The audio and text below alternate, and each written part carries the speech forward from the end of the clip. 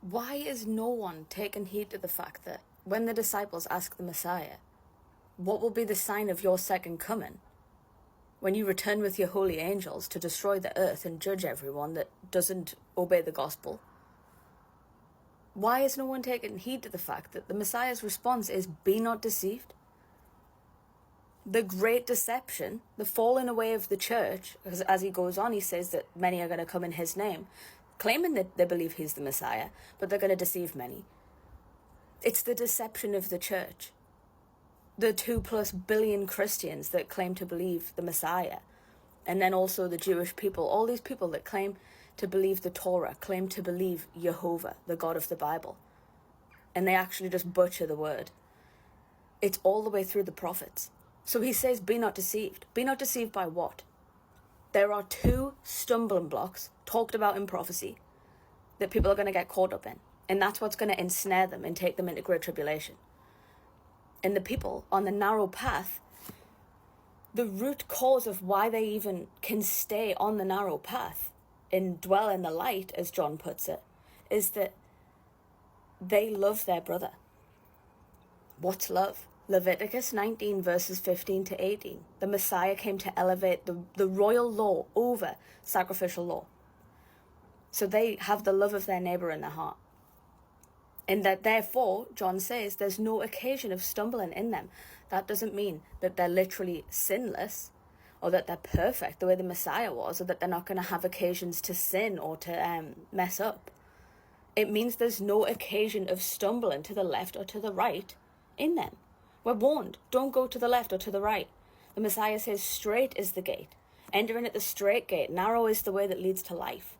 But broad is the gate to destruction. The paths to destruction are the 2 stumbling blocks, either side of the narrow path. So what do they have in common, these 2 stumbling blocks? They don't fulfill the royal law. Because if they fulfilled the royal law and loved their neighbor, which means to rebuke sin according to Leviticus 19, the law the Messiah magnified, if they were doing that, there would be no occasion of stumbling to the left or the right in them. They would be on the narrow path. But what those stumbling blocks actually are, if you go to Isaiah 8, and Peter quotes it in 1 Peter 2, Isaiah 8 tells you that the Messiah has become a stone of stumbling and a rock of offense to both the houses of Israel. There's 2 houses of Israel. Israel was a whole nation, but it was divided into 2 kingdoms. So the left, you'll see this because Ezekiel 4 tells you that Ezekiel lay on his left side for the house of Israel, who were scattered into the Gentiles when they did the Christmas tree, the Ashtaroth pole, in 2 Kings 17, and they never returned, they never repented, they never came back, so their punishment was times by 7, like Leviticus 26 says. I've gone into this a lot of times, I can do it again if you need us to. But that's not what I want to get into right now. So Israel was scattered into the Gentiles until the curse was lifted in the latter days, where they would spring up out of the Gentiles and realize, we are the people of God, we were scattered into the Gentiles, that's why we're Gentiles in the flesh, but we are Israel, because it's a spiritual promise. Because Israel never returned to the land. God said if you repent and return, like you can do so, but they never did. Judah, on the other hand, they did the same sin that Israel did to get booted out of the land. They did the same thing. They got exiled into Babylon, and a portion of Judah did actually repent and return. That's how come we have the Jewish people. It's Judah. Israel is not Judah. There's plenty of prophecy about Judah that I'm going to get into in another video, because the time is at hand for Judah. Judah are being punished right now for what I'm talking about. A portion of Judah repented and returned to the land. That's how come we have the Jewish people. They've stolen the inheritance of Israel, claiming Israel as a political state, making the land a prey, removing the bound, taking away the inheritance from their brother, instead of going to find them, instead of loving their brother and saying to the Gentiles, you need to return to the Holy Covenant, going to the Christian church and saying, you need to return to the Holy Covenant, you are Israel, we are Judah. They're just sat there now saying that we are Israel. There's 2 houses of Israel, like Isaiah 8 says. And 1 Peter 2 tells you that the Messiah, because they have stumbled at the Messiah, They've either not accepted him at all, like the Jews, or they don't know who he actually is. And the disciples, the apostles in Acts 3, are always telling us, go and learn what Moses said about the Messiah.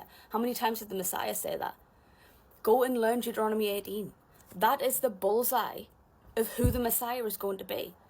The left thinks that he came to end the Ten Commandments, to end the holy covenant that is everlasting, that was written on stone by God's own finger. But then the right, we're seeing them totally disregard the Messiah, but then we saw the Messianics raise up.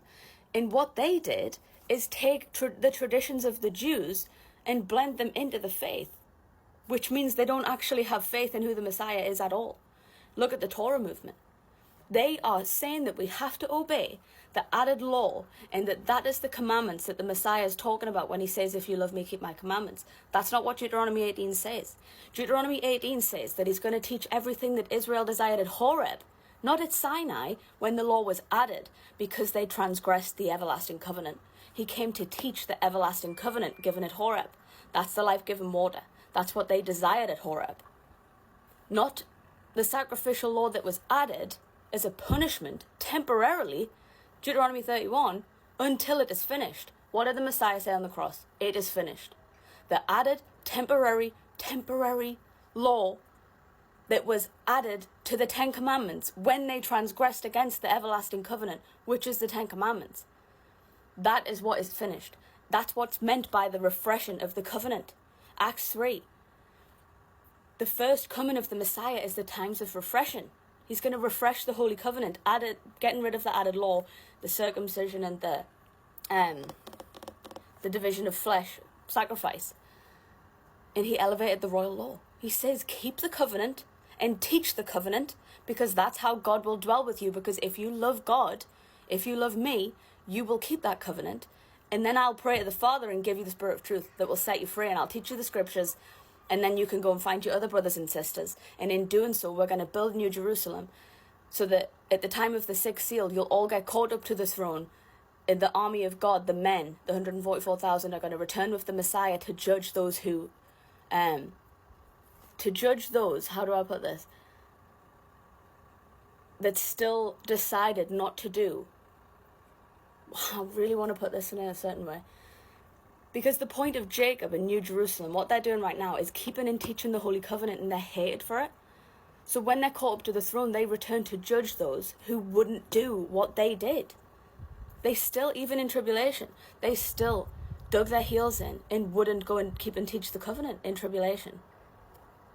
That's who's going to get judged. It says that they're going to judge those who obey not the gospel, that know not God, which means they don't keep the covenant, and they won't obey the gospel, which means teach the covenant. You're supposed to teach the covenant. Even these people who are called to keep and teach the covenant now, that aren't doing it, either because they're on the left, one stumbling block, where they claim we don't have to keep the Holy Covenant, or they're on the right, where they claim we have to keep the whole Torah, but they also say that they still don't execute judgment. They just add stumbling blocks to other people, saying, oh, you need to do the feast, you need to wear tzitzit. But then they won't actually fulfill the royal law relentlessly and tell people to keep the covenant, because that's how they receive the Spirit of truth. They're just confusing people. So because they're doing that now in tribulation, they're going to remember what those on the narrow path, those in the light, they're going to remember what they said. And hopefully they're going to repent and keep and teach the covenant, so that when the 144,000 return with the Messiah, they won't be destroyed. But many aren't going to repent still. But many will repent, and that's the hope. But Isaiah 8, 1 Peter 2, Matthew 24. Those who stumble at the Messiah and go to the left or the right and go become one of the stumbling blocks, what they have in common is that they're disobedient. They're disobedient to the word. They have no faith in Deuteronomy 18. They don't know who the Messiah is. That's what they have in common. And what everyone has in common who's on the narrow path, this path that few find, is that they fulfill the royal law. They understand the full law. And it says in Isaiah 8 that they speak according to the law and the testimony, which is the prophets. They have the testimony of Yeshua, which is the spirit of prophecy. And that's how you'll know who they are. That's their fruit. The fruit is the knowledge of God, which is prophecy.